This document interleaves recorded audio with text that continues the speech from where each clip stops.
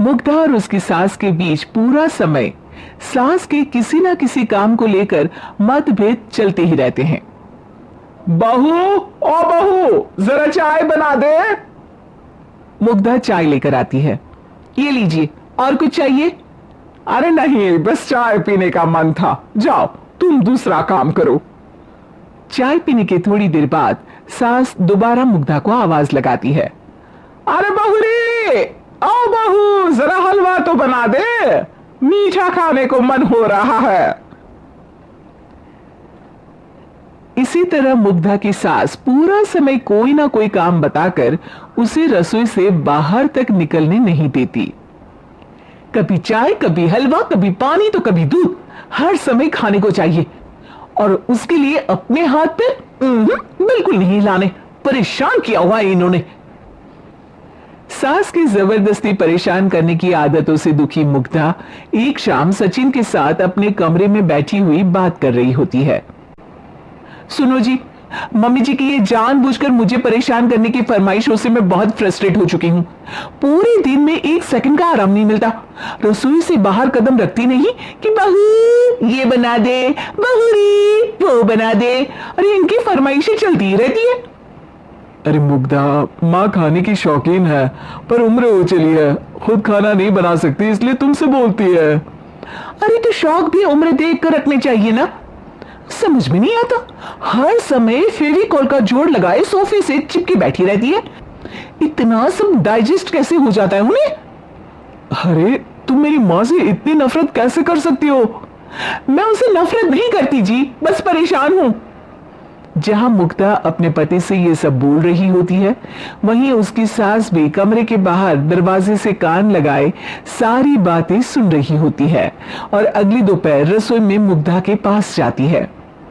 बहू, आज ना मेरा कुछ मसालेदार खाने का मन है।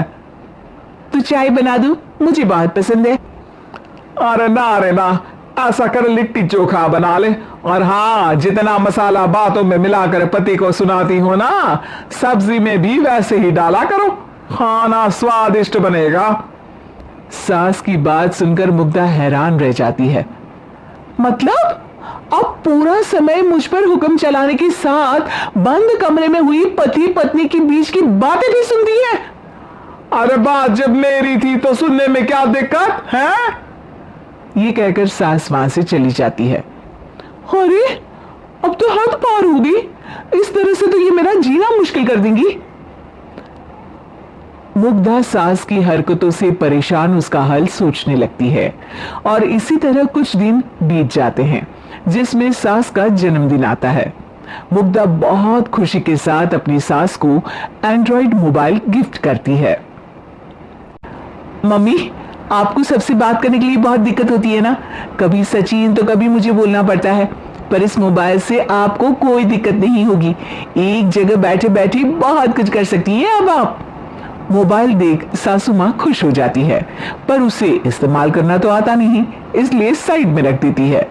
जिसे देख मुग्धा घर का सारा काम छोड़ मोबाइल सेट कर सास को इस्तेमाल करना सिखाने लगती है, जिसके बाद अब सास पूरा समय मोबाइल में ही लगी रहती है। हाय, जब से मम्मी को मोबाइल मिला है मेरी लाइफ में कितनी शांति आई है। अच्छा है, इसी तरह बिजी रहे तो मैं भी सुकून की जिंदगी जी पाऊंगी।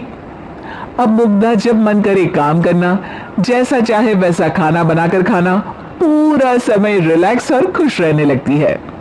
क्या बात है, आजकल तुम बहुत चहक रही हो। अरे मम्मी जी से छुटकारा जो मिला है, अब ना फरमाइशें ना छुप छुप कर बातें सुनना। अच्छा, तो मोबाइल गिफ्ट करने की ये स्कीम थी। इसी तरह दिन बीतते हैं और अब मोबाइल पर लगी सास फरमाइशों की जगह सवालों के लिए बहू को आवाजें लगाना शुरू कर देती है। अरे बहू सुन तो, देख जरा किसी का फोन क्यों नहीं मिल रहा। रिचार्ज खत्म हो गया है, पर अभी 4 दिन पहले ही तो मैंने किया था, इतनी जल्दी कैसे खत्म हो गया।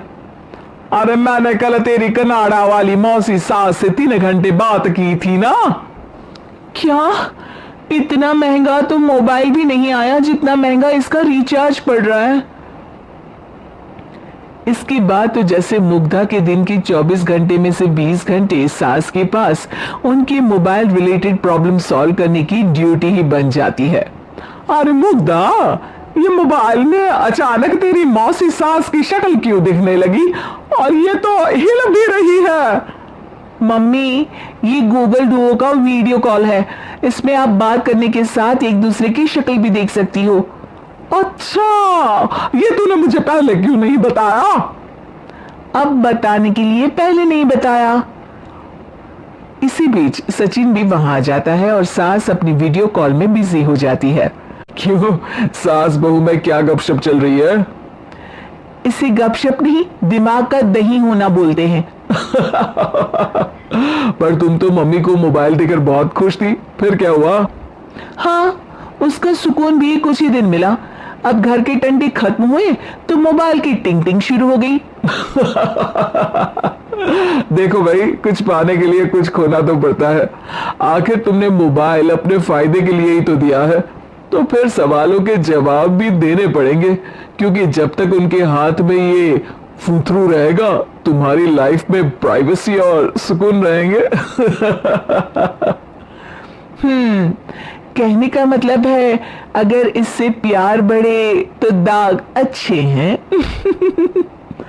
अरे मुझे पहले दिन से ही पता है मोबाइल किस मकसद से दिया गया है, भूलो मत। इससे पहले मैं बातें ही सुनती थी। सास की ये बात सुनकर मुग्धा शॉक में और सचिन हंसता रह जाता है।